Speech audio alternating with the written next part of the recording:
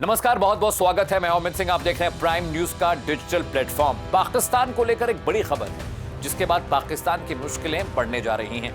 जैसा कि आप सब जानते हैं कि अमेरिका ने इजराइल के साथ मिलकर गाजा और फिलिस्तीन के लिए एक पीस प्रोजेक्ट लॉन्च किया। उसका मतलब ये था कि फिलिस्तीन और गाजा में चीजें सामान्य करनी है, वहां पर मेडिकल सुविधाएं पहुंचानी है, हमास को मुख्य धारा से जोड़ना है, यानी जो आतंकवादी संगठन हमास था अब उसको एक पॉलिटिकल रेजिम देनी है, वहां पर व्यवस्थाएं ऐसी करनी है जैसे बाकी दुनिया भर के जो सरकारें चल रही हैं वहां भी चीजें सामान्य हो जाएं। और इसके लिए एक 20 पॉइंटर पीस ट्रीटी बनाई ट्रंप ने, और उसमें कहा गया जो मुस्लिम राष्ट्र हैं वहां स्टेबलाइजेशन जो फोर्सेज हैं वो जाकर गाजा में रहेंगी, हमास के साथ बातचीत करेंगी, उनके साथ कोऑर्डिनेट करेंगी और वहां पर चीजों को नॉर्मल करने की कोशिश करेंगी। अब देखिए पाकिस्तान की मुश्किल कैसे बढ़ गई है, अब वो समझिएगा। इजराइल और गाजा को लेकर पाकिस्तान या जो बाकी मुस्लिम कंट्रीज हैं उनका थॉट प्रोसेस क्या है? उनको लगता है कि जो पश्चिमी मुल्क हैं, जो अमेरिका है, इजराइल है, इन मुल्कों ने गाजा और फिलिस्तीन के साथ ठीक नहीं किया, और इसीलिए लेकर अमेरिका और इजराइल जैसे मुल्कों के खिलाफ जितनी मुस्लिम कंट्रीज हैं उनके अंदर गुस्सा है। अब मामला यहाँ ये फंस रहा है कि ट्रंप आसिम मुनीर, जो कि अब फील्ड मार्शल से बनकर अब चीफ ऑफ डिफेंस स्टाफ है, यानी एयरफोर्स, नेवी और जो आर्मी है, अब उनके अंडर में है। राष्ट्रपति से ज्यादा ताकतवर हो गए हैं, प्रधानमंत्री से ज्यादा ताकतवर हो गए हैं। अब उन पर दबाव ट्रंप ये बना रहे हैं कि पीस प्रोसेस के लिए स्टेबलाइजेशन फोर्सेस को अब पाकिस्तानी जो आर्मी है उसे गाजा में जाकर हमास के साथ काम करना पड़ेगा।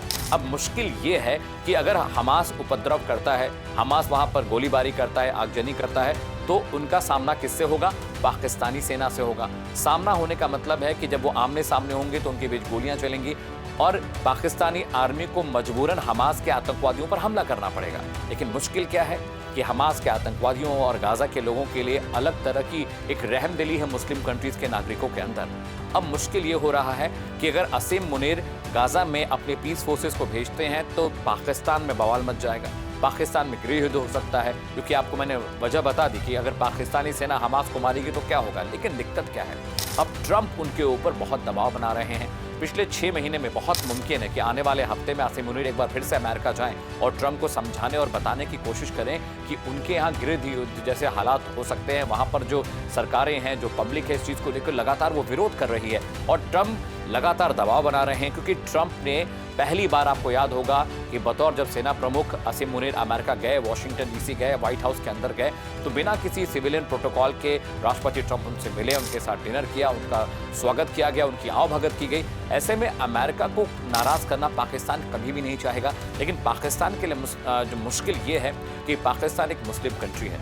वहाँ के सैनिक अगर हमास से लड़ते हैं, वो जाकर गाजा में पहुँचते हैं, वहाँ पर अगर उनका इंट्रैक्शन होता है और उनका रिटेलिएशन होता है हमास के आतंकवादियों के साथ, तो ये पाकिस्तान के नागरिक पसंद नहीं करेंगे। तमाम जो मुस्लिम कंट्रीज हैं उनको पसंद नहीं आएगा। लेकिन ट्रंप ने अब दबाव बनाना शुरू कर दिया है। कुल 20 पॉइंटर्स हैं और जितनी मुस्लिम कंट्रीज हैं उनको बोला गया है कि भाई उनके सैनिक जाकर हमास के साथ कोऑर्डिनेट करेंगे, वहाँ पर नॉर्मलसी प्रिवेल करेंगे, वहाँ पर अस्पताल बनाएंगे, सरकारी स्कूल बनेंगे, वहाँ पर अलग अलग विभाग बनाए जाएंगे। यानी जो एक सामान्य देश की प्रक्रिया होती है, चलने की सरकारों की प्रक्रिया होती है, वो वहाँ पर अमेरिका प्रिवेल कराना चाहता है। अफगानिस्तान देखिए, तालिबान एक आतंकवादी संगठन था, लेकिन पाकिस्तान में बाकायदा अब एक पॉलिटिकल रिजीम स्टैब्लिश हो रही है। उनके विदेश मंत्री, उनके मंत्री तमाम मुल्कों में जा रहे हैं। अफगानिस्तान के मंत्री भारत भी आए थे और एस जयशंकर जो हमारे विदेश मंत्री, उनसे मुलाकात हुई थी। हैदराबाद हाउस में एक कॉमन मिनिमम प्रोग्राम पर दस्तखत हुए, वहाँ पर बायलैटरल टाइज हुई और जिसका एक परिणाम ये भी निकला कि अफगानिस्तान में भारत अपनी एम्बेसीज, अपनी दूतावास खोलने जा रहा है। तो ट्रंप चाहते हैं इस प्लान के जरिए कि गाजा में सब चीज़ें ठीक हो जाए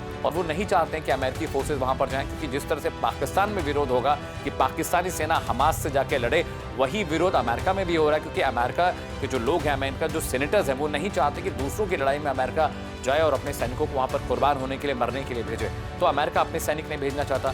इजरायली सैनिकों को हमास के लोग पसंद नहीं करते। उनको लगता है कि अमेरिका इजराइल के सैनिक अगर जाएंगे तो रिटेलिएशन जरूर होगा, जंग फिर शुरू हो जाएगी। पीस प्रोसेस तो होना ही नहीं है, क्योंकि दोनों ही देशों में एक दूसरे के लिए बहुत गुस्सा है। इजरायली फोर्सेस को लगता है कि हमास उनके बहुत सारे लोगों को मारा, बहुत टॉर्चर किया, और हमास को ये लगता है कि आतंकवादी संगठन होने के बावजूद उनको लगता है कि इजराइल ने उनके तमाम प्रमुख और चीफ्स को मारा।